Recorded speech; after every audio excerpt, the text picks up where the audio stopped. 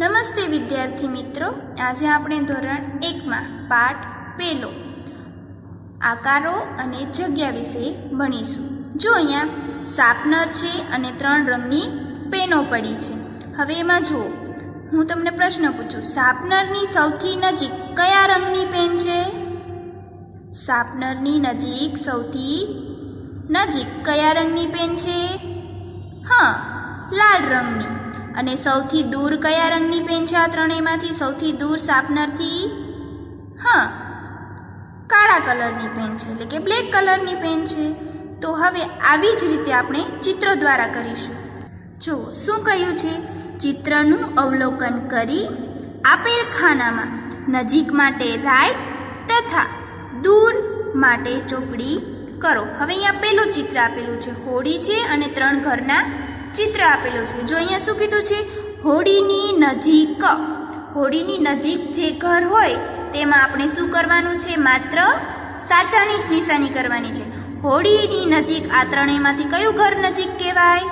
તો આ। તો એ ખાનામાં આપણે શું કરી નાખશું? રાઈટની નિશાની કરી નાખશું। આગળ પક્ષીથી સૌથી નજીક અને સૌથી દૂર।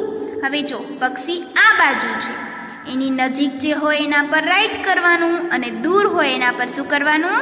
ચોકડી કરવાની। હવે પક્ષીથી નજીકનું ઝાડ કયું છે? તો આ। તો એમાં આપણે શું કરી દઈશું?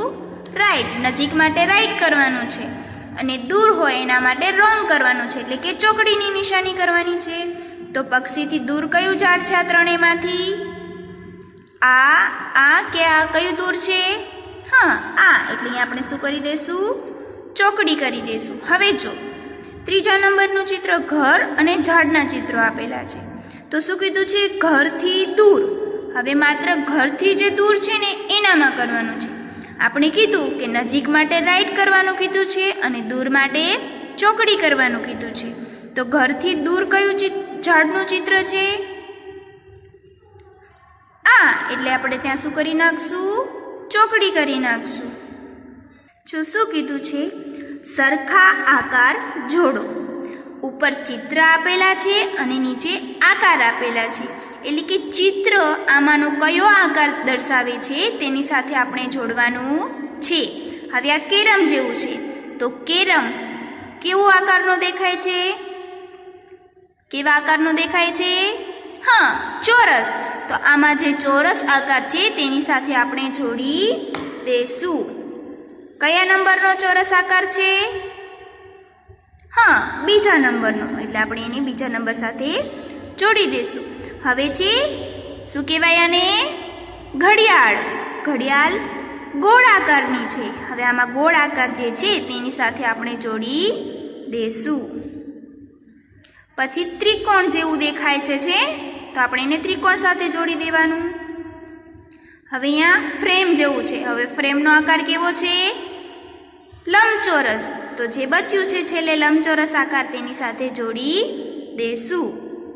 અહીંયા પણ એમ જ કીધું છે, સરખા આકાર જોડો। આ બાજુ પણ આકારો આપેલા હશે અને એની સામે પણ આકારો જ આપેલા હશે। આપણે સરખા આકારને એકબીજા સાથે જોડી દેવાના છે। આ કેવો આકાર છે? ગોળ। તો આમાં ગોળ ક્યાં છે? અહીંયા। તો એની સાથે જોડી દેશું। પછી છે ત્રિકોણ। તો આમાંથી ત્રિકોણ ક્યાં છે? ક્યાં છે? અહીંયા। તો એની સાથે જોડી દેશું। પછી છે લંબચોરસ। તો લંબચોરસ ક્યાં છે? આમાંથી અહીંયા છે। તો એની સાથે જોડી દેશું। હવે આગળ અર્ધવર્તુળ। હવે આમાં ક્યાં દેખાય છે અર્ધવર્તુળ? સૌથી છેલ્લે। તો એની સાથે જોડી દેશું। પછી છે ચોરસ। ક્યાં છે ચોરસ? કયા આકારની નીચે છે? હા, ત્રિકોણ આકારની નીચે। તો એની સાથે જોડી દેશું। અને છેલ્લે વધ્યું છે નળાકાર। તો એને નળાકારના આકાર સાથે જોડી દેશું।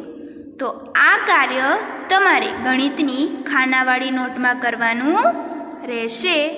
આવજો।